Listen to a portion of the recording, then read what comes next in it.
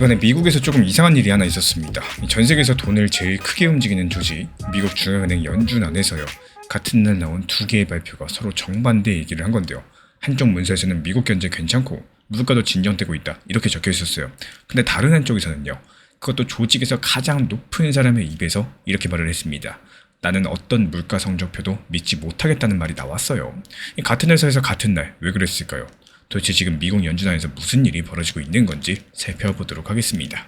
먼저 무서운 쪽 얘기부터 드리겠습니다. 이번 국내 보도에 따르면 케빈 워시 연준 의장이 15일 미국 상원 청문회에 나와서 이렇게 말을 했어요. 최근에 물가 지표가 실제 물가 상황을 완벽하게 담아내지 못하고 있다.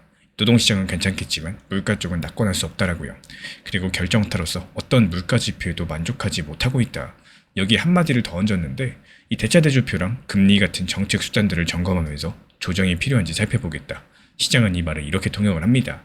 물가가 만족스러울 때까지 돈줄을 풀 생각이 없다라고요. 어쩌면 더 조일 수 있다라고 하죠. 이 코인 투자자 입장에서는 등골이 당연히 서늘한 말입니다. 가뜩이나 리플 가격도 힘든 시기를 보내고 있는데 이런 상황에서 미국에서 돈에 수도꼭지를 쥔 사람이 물가에 단단히 화가 나 있다니까요. 근데 중요한 건 이야기가 여기서 꼬입니다. 바로 같은 날 연준이 직접 만든 보고서가 하나 더 나왔거든요. 바로 베이지북이라는 문서인데 어려운 게 아닙니다. 미국 전역에 연준 지역은행이 12곳이 있는데요. 거기 직원들이 동네 가게 사장님, 공장 운영하는 분들, 농사 짓는 분들 직접 만나서 요즘 장사 어떠십니까? 이렇게 물어본 다음에 정리한 현장 성적표예요. 근데 이번 베이지북 내용이 어땠느냐?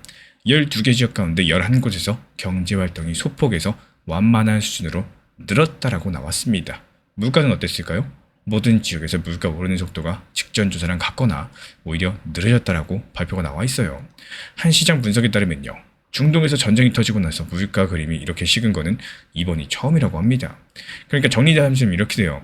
회사 직원들이 발로 뛰어서 만든 성적표는 지금 좋아지고 있다라고 하는데 왜 사장님은 그 성적표를 포함해서 어떤 성적표도 믿지 못하겠다고 말을 하고 있는 걸까요? 이 보통은 반대죠. 성적표가 나쁠 때 못 믿겠다라고 하지 좋아지는데 못 믿겠다는 거는 뭔가 다른 속내가 있다는 뜻입니다. 그래서 이 수수께끼를 풀고자 한다면 딱 일주일 전으로 시계를 돌리셔야 됩니다. 지난 9일이었는데요. 연준이 공식적인 발표를 하나 냈었죠. 연준의 통화정책 운영 방식 전반을 뜯어볼 외부 전문가 검토팀 5개를 만들고 그 명단을 공개를 한 겁니다. 그리고 5팀이 뭘 보고 있느냐? 연준이 시장에 말하는 방식들을 보는 소통팀, 연준의 돈 금고를 들여다보는 대차대조표팀, 물가를 재는 자체를 점검하는 데이터팀, 인공지능 AI가 일자리랑 생산성을 어떻게 바꾸는지 보는 팀, 그리고 물가를 이해하는 팀을 다시 짜는 인플레이션 프레임워크팀. 이 명단들이 재밌습니다. 물가 데이터의 질을 개선하는 데이터팀은 월마트를 이끌었던 더그 맥밀런 전 회장, 그리고 하버드 시카고대 경제학자들과 함께 맡았어요. 이 생각을 한번 해보세요. 통계청 종이가 아니라 계산대에서, 그러니까 실제로 물건 팔리는 현장에서 물가를 매일매일 지켜보던 사람들을 데려온 겁니다. 물가의 틀을 다시 짜는 팀에는 노벨상 수상자, 토머스 사전트 같은 이런 거물이 들어간 상황이고, 그리고 케빈 워시 의장이 청문회에서 직접 말을 하기를 이 팀들은 지금 백지 한 장에서 시작한다라고 했습니다. 결과물은 올해 말까지 되는 일정이고요. 그럼 이제 이번 발언을 다시 한번 읽어볼까요? 어떤 물가 지표에도 만족하지 못한다. 이건 물가가 높아서 화났다는 투정이 아니었던 겁니다. 온도계 자체를 바꾸겠다는 공고였다는 거고, 지금 쓰는 온도계로는 환자 상태를 제대로 못 잰다라고 해요. 그래서 새 온도계를 만든 사람들을 이미 뽑아놨다. 이 얘기를 상원 의원들 앞에서 한 거죠. 실제로 케빈 워시 의장은 취임 때부터 정책인 레짐 체인지, 그러니까 판 자체를 갈아엎겠다는 표현을 썼었습니다. 대차대조표 발언도 같은 맥락이에요. 미국 연준의 돈금고, 그러니까 연준이 사들여서 쌓아둔 채권 뭉치가 지금 원화로 따져봤을 때 대략 1경원 규모입니다. 1조 원짜리가 10,000개예요. 한때는 1경 3천조까지도 넘겼다가 줄여온 게 이 정도고요. 케빈 워시 의장 생각은 지금 명확합니다. 평상시 정책 도구는 금리가 기본이고 이 금고는 진짜 위기가 왔을 때만 꺼내 쓰는 물건이어야 된다는 겁니다. 그래서 대차대조표팀이 그 금고 운영 방식을 통째로 검토 중이고, 다만 바뀐다고 할지라도 시장에 미리 알리고 설명하고 토론한 다음에 바꾸겠다고 약속을 했습니다. 여기까지만 들어보면 이번 뉴스가 다르게 보이시겠죠. 겁주는 발언이 아니라 연준이라는 회사의 운영체제를 갈아 끼우는 중이라는 진행 상황 보고에 가까웠던 겁니다. 근데 진짜 이야기는 지금부터 시작이 됩니다. 이 온도계를 바꾸겠다는 사람이 대체 누구인지 이력서를 한번 열어보면 소름이 돋거든요. 케빈 워시, 올해 5월달에 취임했었고 상원 인준 표결이 54대 45, 현대 미국 연준 역사상 가장 아슬아슬한 표차로 통과됐습니다. 왜 그렇게 시끄러웠느냐? 이 사람 재산 공개 서류 때문에 그랬어요. 코인데스크가 분석한 69쪽짜리 공시를 보면요. 부부 합산 자산이 최소 2,800억이고요. 그 안에 블록체인 그리고 디지털 자산 회사 10곳 정도가 지분이 들어있었습니다. 비트코인 결제 스타트업, 코인 상품 운용사, 스테이블코인 벤처까지도 전부 들어있었는데, 그리고 케빈 허시가 연준 의장이 되기 위해서 이 지분 대부분을 팔겠다라고 서약을 했었는데요. 그러니까 지금 미국 연준의 수장은 역사상 처음으로 코인 세계에 직접 발을 담가봤던 사람입니다. 그리고 말도 그렇게 해왔어요. 비트코인을 젊은 세대의 금이라고 불렀었고요. 정부가 직접 만드는 디지털 화폐 CBDC에는 일관되게 반대해왔던 인물입니다. 심지어 비트코인을 통화 정책이 잘못됐을 때 그걸 드러내는 경찰관에 비유한 적도 있었고, 지난 6월달 본인 보유 이력 때문에 스테이블코인 관련된 연준 표결에서 스스로 빠졌다는 보도까지 있었습니다. 이 표결 회피권 자체가 아직까지 한 매체 보도라서 단정은 어렵겠지만 사실이라면 상당히 상징적인 장면이겠죠. 중앙은행 의장이 코인 때문에 표결을 피한 역사상 첫 번째 사례일 테니까요. 그리고 이번 청문회장에서 바로 이 지점이 정면으로 건드려졌습니다. 미국 하원에서 브래드 셔먼 의원이 은행이 아닌 코인 회사들이 미국 결제 시스템에 접근하려는 문제를 따져 물었어요. 거기서 크라켄의 은행 신청을 콕 집어 거론을 하면서요. 케빈 허시 의장의 답은 이랬습니다. 우리는 구제 금융사업을 하지 않는다. 그리고 이상 끝이다. 이 코인도 예외 없더라고요. 언뜻 들어봤을 때 코인의 문을 닫는 소리 같죠. 근데 여기서부터 오늘 영상에서 가장 덜 알려진 사실 하나를 말씀드려야 됩니다. 지금 미국 연준 서랍 안에 리플의 서류가 들어가 있는데요. 이게 무슨 서류냐? 리플 같은 경우는 작년 12월 미국 통화감독청 OCC라는 연방은행 감독기관에서 국가신탁은행 조건부 인가를 받았습니다. 그리고 별도로 미국 연준의 마스터 계좌라는 걸 신청해서 지금 심사 대기 중에 있죠. 마스터 계좌가 뭐냐? 연준에 직접 트는 계좌입니다. 지금까지 리플 같은 회사는 돈을 움직이려면 반드시 중간에 시중은행을 거쳐야 됐었는데요. 이 계좌가 열리게 되면은 JP모건 같은 대형은행들이 쓰는 연준의 결제 고속도로에 직접적으로 올라타게 된다는 거고, 근데 이 문이 얼마나 좁냐면요. 커스터디어라는 회사는 몇 년을 기다린 끝에 2023년에 결국 기각당했습니다. 연준이 코인 회사를 자기 결제망에 들어가는 거를 그만큼 꺼려왔다는 뜻이겠죠. 이제 그림이 좀 보이시나요? 리플의 신청서가 놓여있는 바로 그 창구에 최종 결제권자가 통째로 바뀌게 된 겁니다. 코인을 문전박대하던 시절의 연준에서 역사상 가장 코인을 가까이서 겪어본 의장의 연준으로요. 그리고 구제금융은 없다는 저 말도 뒤집어 읽으면요. 문전박대가 아니라 입장조건 공지에 가깝습니다. 망해도 나라가 안 구해준다. 네 돈으로 서라. 대신에 규칙을 지키면 들어올 수는 있다. 이런 규칙들은요. 어떤 회사한테 유리할 수 있을까요?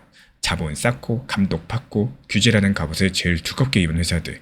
리플이 연방인가에 뉴욕주 감독까지 받아가면서 몇 년째 해왔던 일이 정확히 그 갑옷 입기였죠. 그리고 한 개만 더 얹겠습니다. 아까 그 5팀 중에 AI 생산성 팀의 수장이 마크 앤드리슨인데, 케빈 허시 의장의 30년 직이고요. 워시는 작년에 AI 생산성이 확인되면은 금리 인하를 정당화할 수 있다라고 말한 적이 있는 사람입니다. 전 세계에서 손꼽히는 코인 투자사의 공동 창업자가 연준 안에서 금리를 내릴 명분이 될 수도 있는 보고서를 연말까지 쓰고 있다는 얘기예요. 그래서 제가 바라보고 있는 관점은요. 단기적으로 동결 기조가 이어지는 조용한 국면이 예상이 되고요. 진짜 판이 움직이는 첫 번째 관문은 올해 말 5개 검토팀의 보고서가 나오는 시점이라는 겁니다. 그 근거는 3가지인데요. 먼저 연말까지 권고안을 낸다는 시한이 이미 공표된 일정이기 때문에 달력에 박혀있는 이벤트라는 점. 두 번째로 대차 대조표든 뭐든 바꾸기 전에 시장에 미리 예고하겠다고 의장이 약속을 했기 때문에 변화가 오게 된다면 그 보고서들이 첫 번째 신호탄 역할을 할 수밖에 없다는 거. 이 세 번째로 물가 재는 자랑, 금고 규칙과 인하 명분, 이 3가지가 전부 그 팀들 손에 들려있다는 점입니다. 그래서 저는 앞으로 이 3가지만 지켜보시라 말씀드리고 싶어요. 대차 대조표팀에서 어떤 권고가 나오는지, 리플 마스터 계좌 심사에 움직임이 있는지, 그리고 연준 설명서가 문구가 언제 달라지기 시작을 하는지, 이 3가지가 이번 이야기의 진행 상황 표시줄이겠습니다. 지난 폭락장에서 XRP 1830원 그리고 1900원서 이렇게 2차례 분할 매수 들어갔던 물량들, 이번에 2200원 단기 매도하면서 깔끔하게 나왔죠. 추가적인 매수 매도 타점 속보로서 받아보고 싶으신 분들께서는 현재 보이는 번호로 연락 주시거나 댓글창 링크 통해서 신청 주시면 확인되는 대로 입장 드리겠습니다. 최근에 시장이 너무 답답하다 보니까 정보방 입장에 대해서 문의 주시는 분들께서 많아지셨어요. 먼저 제일 중요하지만요. 제가 안내드리는 모든 정보방은 업비트, 빗썸, 현물 매매로서만 안내 도움 드리고 있습니다. 지금 화면에 보이시는 번호나 혹은 댓글 링크에 있는 신청란을 통해서 신청 주시면은 안내를 도움 드리고 있고요.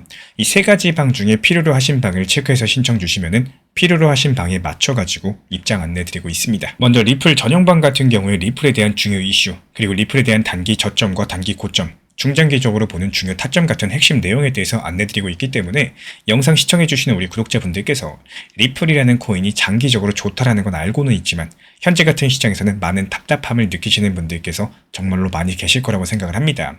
이 적당한 일부 비중은 단기 고점과 저점을 살려서 효율적인 대응을 만들어 가시고 또 오히려 중장기적으로 더 잘 가져가기 위한 효율적인 매매하시는 것들을 추천드려요. 그리고 두 번째로 종합 브리핑방입니다.